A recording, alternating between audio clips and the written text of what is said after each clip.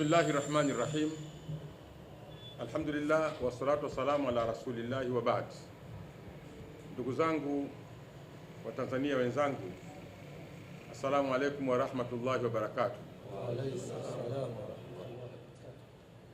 Kwa niaba ya umoja wa wanazuoni wa Kiislamu Tanzania, Hayatul Ulama, leo hii tarehe 6 mwezi wa 7 2026,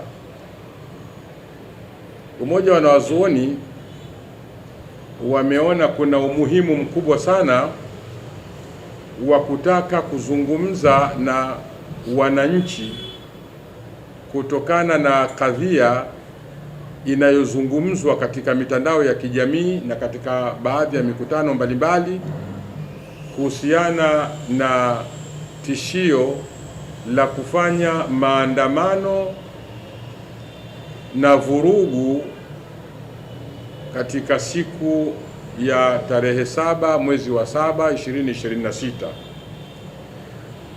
Jambo hilo kwa sababu linaendana na uharibifu wa amani, na amani ndiyo jambo la msingi kwa mwanadamu yoyote mmoja, kundi ama jamii ama nchi kwa ujumla na ulimwengu.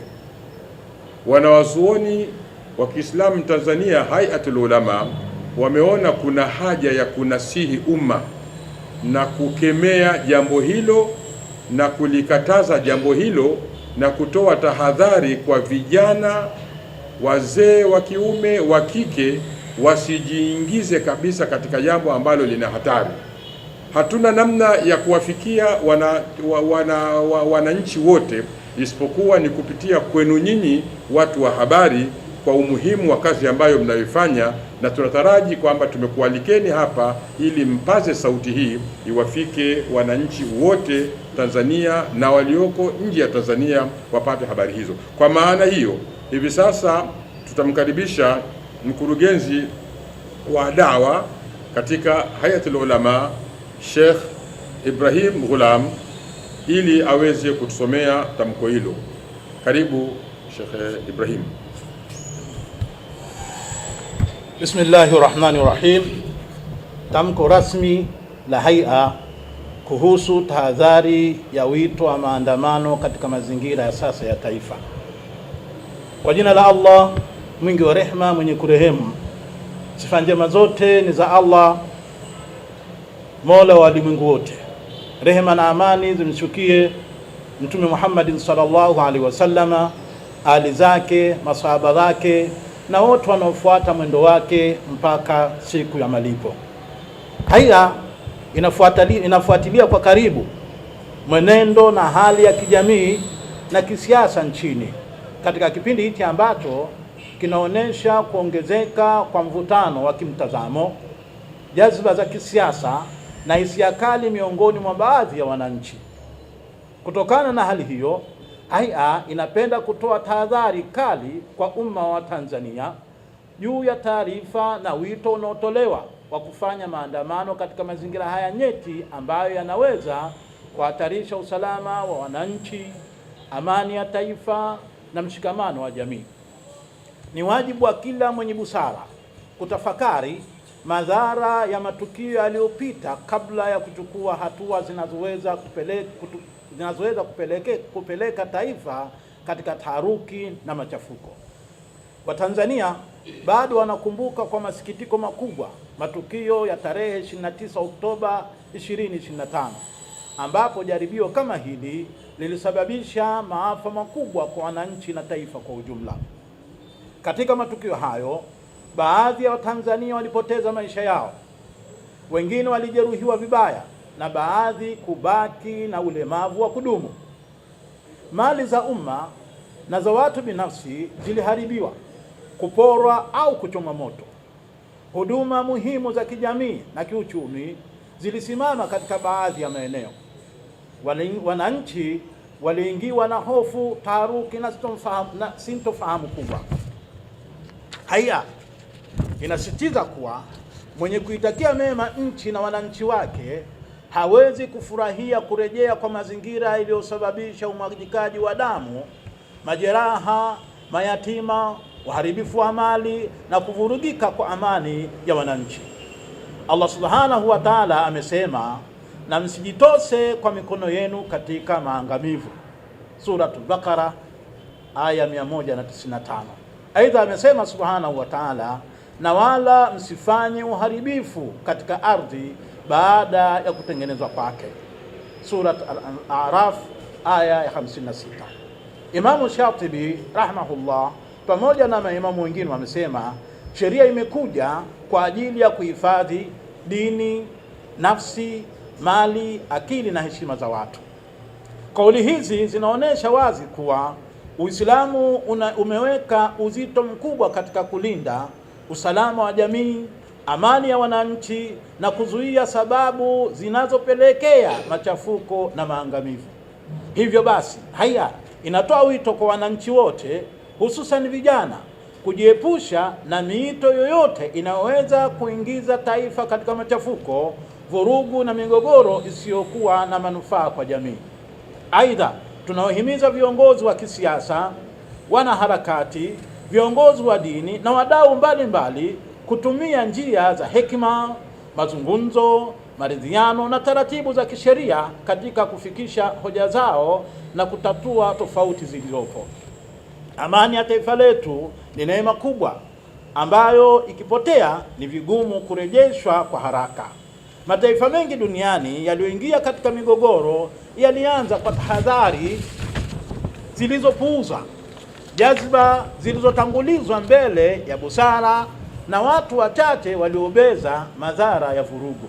Haya, inamuomba Allah subhanahu wa ta'ala ailinde Tanzania, awaepushe wananchi wake na fitna, machafuko na umwagikaji wa damu, na atujalie busara, subira na hekima katika kauli na matendo yetu.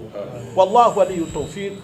Sheikh Abdallah Saleh Ndauga, umetolewa na Haia Umoja wa Wanazuoni wa Kiislamu, leo hii tarehe 6 Julai 2026.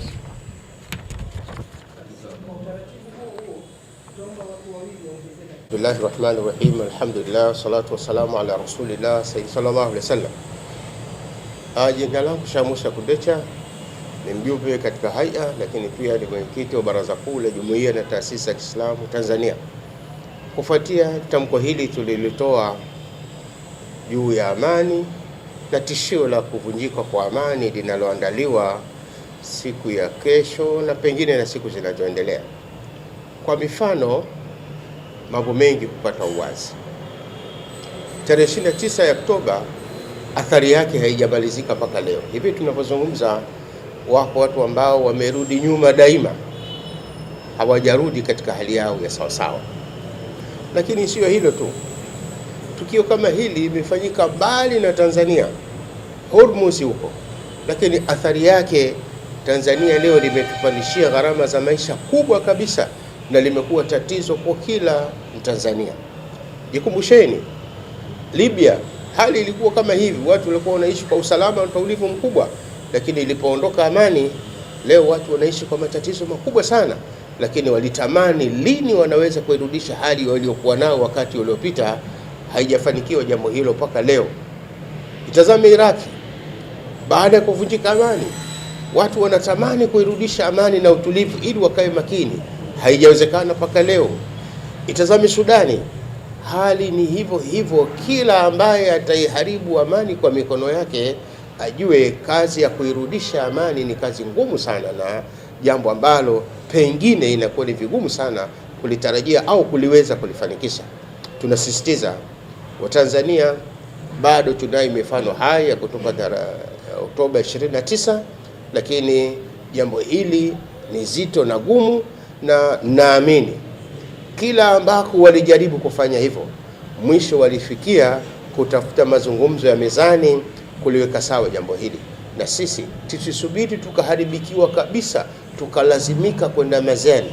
Sisi tuamue wenyewe kwenda mezani ili kutafuta ufumbuzi wa kila ambacho unakiona kuwa ni tatizo. Amani ni jambo la muhimu sana, lakini pia amani ndio inayoweza kuleta ufumbuzi wa kila aina ya tatizo ambalo unaliona. Niwaombe wa Tanzania kwa ujumla, dhana hiyo sio dhana ya Kitanzania, sio dhana ya kidini, lakini pia sio dhana iliyojenga hakika ila kuleta mafanikio ya kile alichokitaka mtu. Chukua mifano ya maeneo niliyoyataja.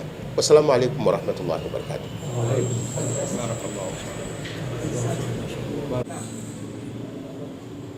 Assalamu alaikum warahmatullahi wabarakatuh.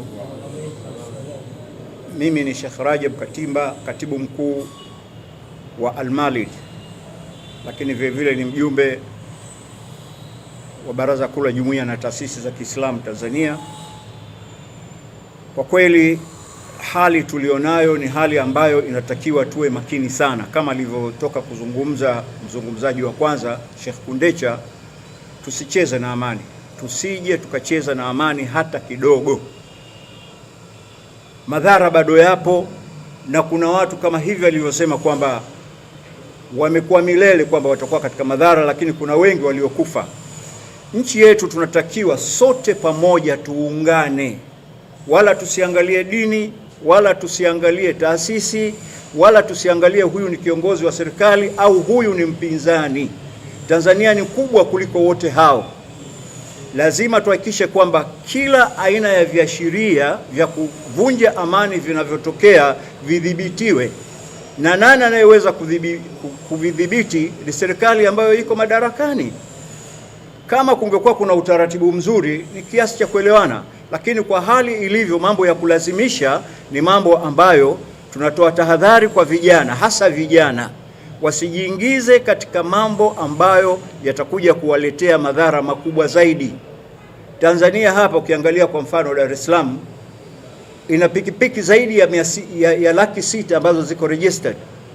Sasa kunapotokea watu wabaya kuwaghilibu hawa vijana wa pikipiki na kuwaahidi labda vijisenti kwa ajili ya kuhakikisha kwamba wanavunja amani, kila kijana ajue kwamba asijiingize katika matatizo. Yeye ndio Mtanzania wa kesho, ndio tunayemtegemea. Yuko na familia, yuko na maisha yake. Usiharibu maisha yako kwa ajili ya jambo hili, kwa sababu serikali haitakaa kimya, vyombo vya usalama havitakaa kimya wakati amani inafanya nini? Inavurugwa. Kwa hiyo tutahadhari na tuhakikishe kwamba hili jambo tunaliweka sawa. Wote tukamate kamba ya Utanzania na kuunga mkono kila mahali ambapo amani inazungumziwa. Assalamu alaikum warahmatullah. Babdeo Miladu Online TV, pamoja nawe katika kheri.